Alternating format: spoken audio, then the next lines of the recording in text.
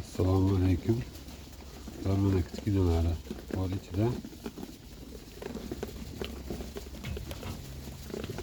Onadan vaqtida ajragan qo'zilar olgandik.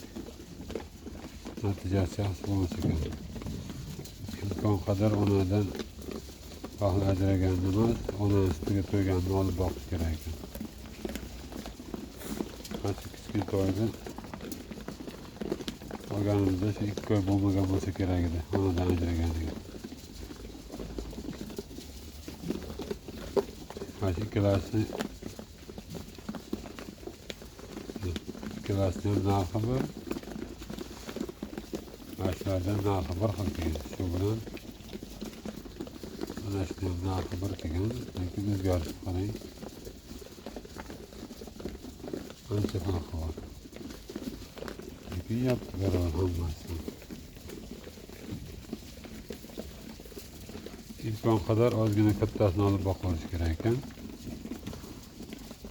Maydan uzoq boqib yaxshi daromad qilamiz desak adashgan ekanmiz. Ozgina kattasini olinsa vaqtroq daromadga kirilar ekan, xudo xohlasa.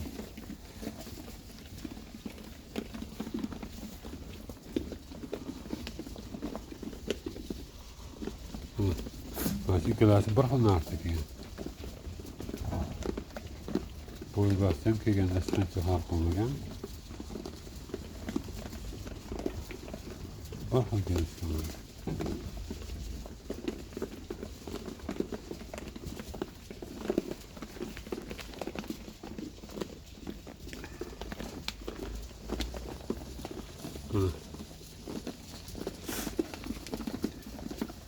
O'zgarishni qaranglar. Bu kattaroq edi, lekin ozg'in edi. Bu chiroyligina edi, yosh edi.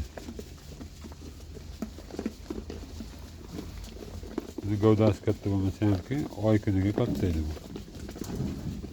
Lekin mana shuni hisobiga ikkovi bir xil narxda kelgan qo'zilarni o'zgarishi bor. Uchalasi ham o'shalardan bir xil narxda kelgan. Ikkovi boshqa. Shunday qilib mana qo'ldan kelgancha qo'ylarga qarayapti. Xohlasa natijalar yaxshi biza hisobda, xohlasa. Harakatga yarasha bo'lyapti. Yeb ichlarni hisobga olganimiz yo'q. Lekin beryapmiz, yaxshi ishlayapti.